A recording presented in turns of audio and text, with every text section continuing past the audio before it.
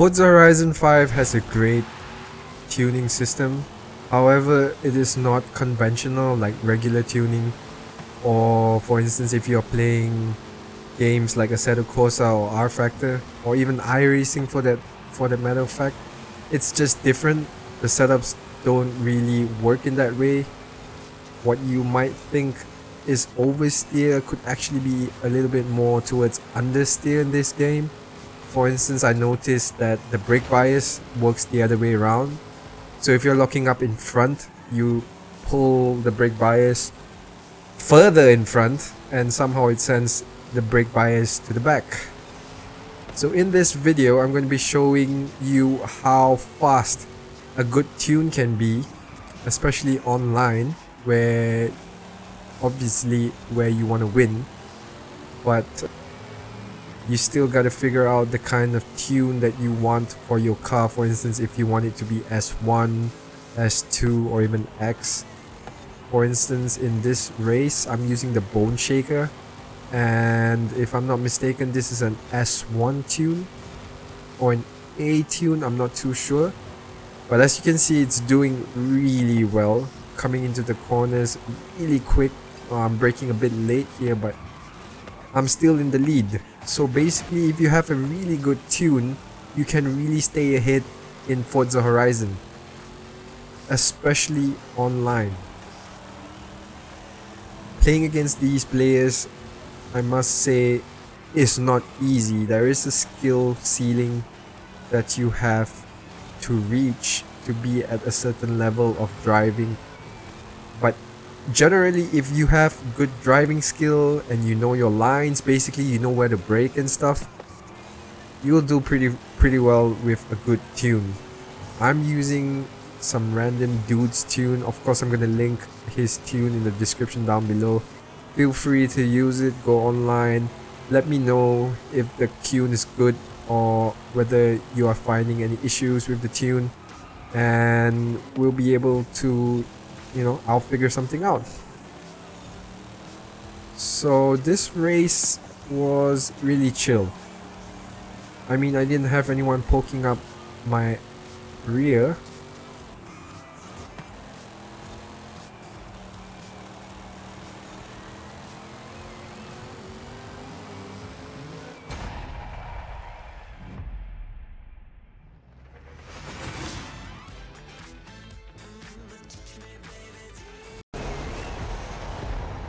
I think in this race I was leading as well. Yeah, right off the bat we're already leading, and you can see on the minimap that we've put a huge gap. Well, not huge, but a significant gap with the players behind us as we're moving up the third and the fourth corner. Now, one thing I realized about good tunes is that they hold a lot of grip in the corners, meaning you can brake and push at the same time. Whereas if you're using a regular tune or a tune that's not refined, basically when you brake, your car is just gonna break traction and you're just gonna go all over the place. But for instance, I braked really late there, but my car still held the line. It didn't really lose traction or break the rear. So as we're coming down to this corner here, you can see that the car has a lot of grip. So if you make a mistake, you can still save your car or even save your position, as I have done many times with these new tunes, and most probably win the race as well. You need to understand that tuning in Forza Horizon is absolutely important if you want to win online. If you're just playing the regular single player modes, well, it's not that important if you're playing on lower difficulty. But if you're on high difficulty, like if you're playing unbeatable or even pro, you definitely need a decent tune, or you're gonna find that the driver tasks really are just gonna overtake you in these long corners or during braking, or maybe even just on the back straights. So you gotta know what you want. Now, there are a lot of builds in Forza. For instance, there are drift builds, there are drag builds, there are even wonky tunes that I've seen that are really funny but work. For instance, one would never really expect a car like the Bone Shaker to do well in real life.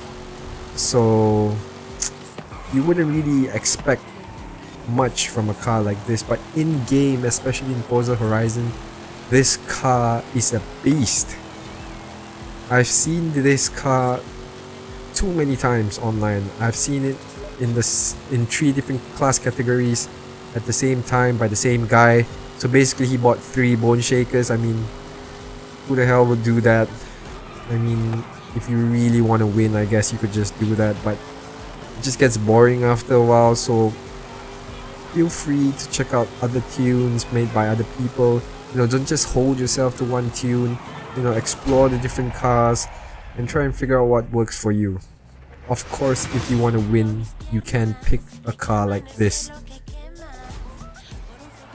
Coming into the 3rd race, I think I lost this race. It wasn't really a good run for me. It was more of a practice run, I could say, because I didn't really know the track. The car in front, driven by BIC or BIC, is a Mini Morris, if I'm not mistaken. Well, I've not seen that car before. In game, I mean, I've seen that car in real life, but I haven't seen that car in game. And I feel like it's just like this car. Basically, it's a meme, you know.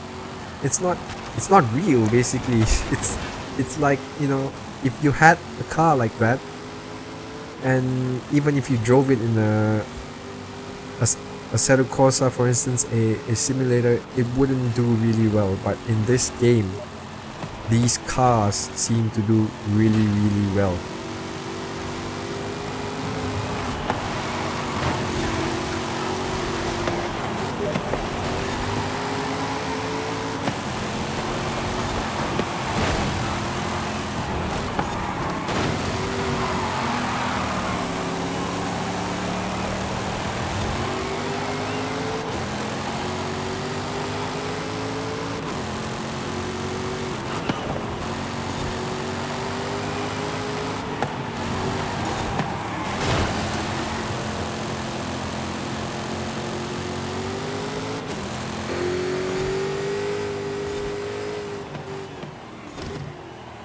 As you can see here on this game, I mean this round, I really wasn't doing well, so I switched to the bumper cam or the hood cam, as some of you might call it, to better see the track.